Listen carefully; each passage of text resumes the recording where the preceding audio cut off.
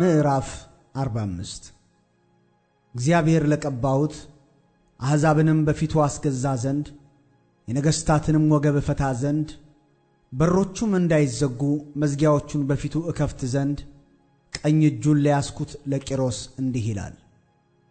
በፊትህ ሄዳለሁ፣ ተራሮችንም ትክክል አደርጋለሁ፣ የናሱንም ደጆች ሰብራለሁ፣ የብረቱንም መወርወሪያዎች ቆርጣለሁ።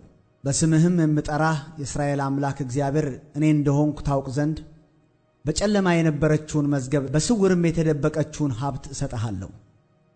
ስለ ባሪያዬ ስለ ያዕቆብ ስለ መረጥኩትም ስለ እስራኤል ብዬ በስምህ ጠርቻለሁ።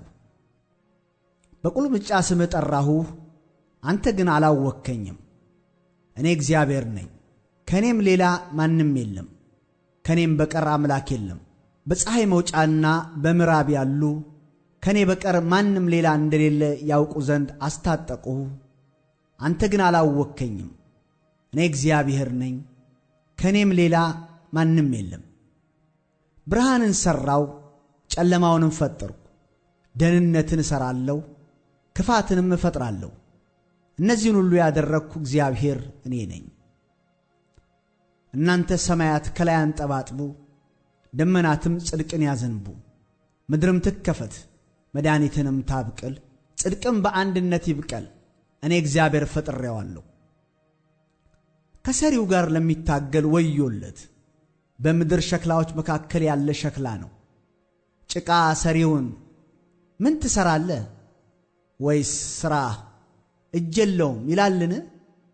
አባትን ምን ወልደሃል? ወይም ሴትን ምን አማጥሽ ለሚሉ ወዮ! የእስራኤል ቅዱስ ሰሪውም እግዚአብሔር እንዲህ ይላል፣ ስለሚመጣው ነገር ጠይቁኝ፣ ስለ ልጆቼና ስለ እጄ ሥራም እዘዙኝ። እኔ ምድርን ሠርቻለሁ፣ ሰውንም በእርሷ ላይ ፈጥሬአለሁ። እኔ በእጄ ሰማያትን ዘርግቻለሁ፣ ሠራዊታቸውንም ሁሉ አዝዣለሁ። እኔ በጽድቅ አስነስቸዋለሁ፣ መንገዱንም ሁሉ አቀናለሁ። እርሱ ከተማዬን ይሠራል፣ በዋጋም ወይም በደሞዝ ሳይሆን ምርኮኞቼን ያወጣል ይላል የሰራዊት ጌታ እግዚአብሔር። እግዚአብሔርም እንዲህ ይላል፣ የግብፅ ድካምና የኢትዮጵያ ቁመተ ረጅሞችም የሳባ ሰዎች ወደ አንተ ያልፋሉ፣ ለአንተም ይሆናሉ።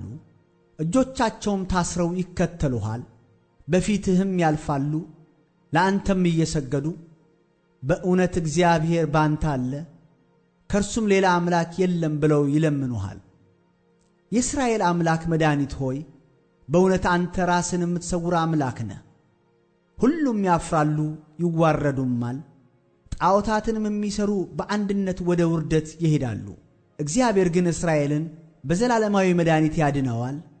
እናንተም ለዘላለም አታፍሩምና አትዋረዱም። ሰማያትን የፈጠረ እግዚአብሔር እርሱም ምድርን የሠራና ያደረገ ያጸናትም መኖሪያም ልትሆን እንጂ ለከንቱ እንድትሆን ያልፈጠራት አምላክ እንዲህ ይላል፣ እኔ እግዚአብሔር ነኝ፣ ከእኔም በቀር ሌላ የለም። በስውር ወይም በጨለማ ምድር ስፍራ አልተናገርሁም። ለያዕቆብም ዘር በከንቱ ፈልጉኝ አላልሁም። እኔ እግዚአብሔር ጽድቅን እናገራለሁ፣ ቅንንም አወራለሁ።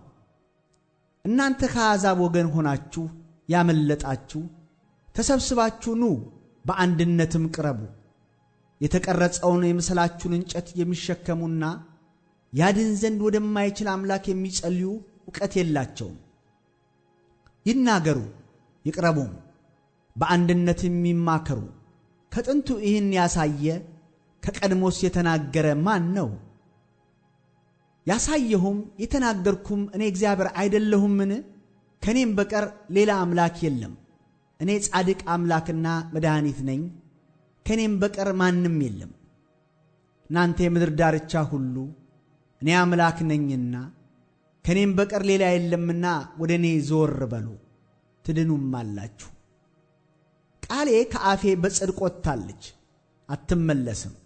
ጉልበት ሁሉ ለእኔ ይንበረከካል፣ ምላስም ሁሉ በእኔ ይምላል ብዬ በራሴ ምያለሁ። ስለ እኔም በእግዚአብሔር ዘንድ ብቻ ጽድቅና ኃይል አለ። ወደ እርሱም ሰዎች ይመጣሉ፣ በእርሱም ላይ የተቈጡ ሁሉ ያፍራሉ። የእስራኤልም ዘር ሁሉ በእግዚአብሔር ይጸድቃሉ ይመካሉም ይባላል።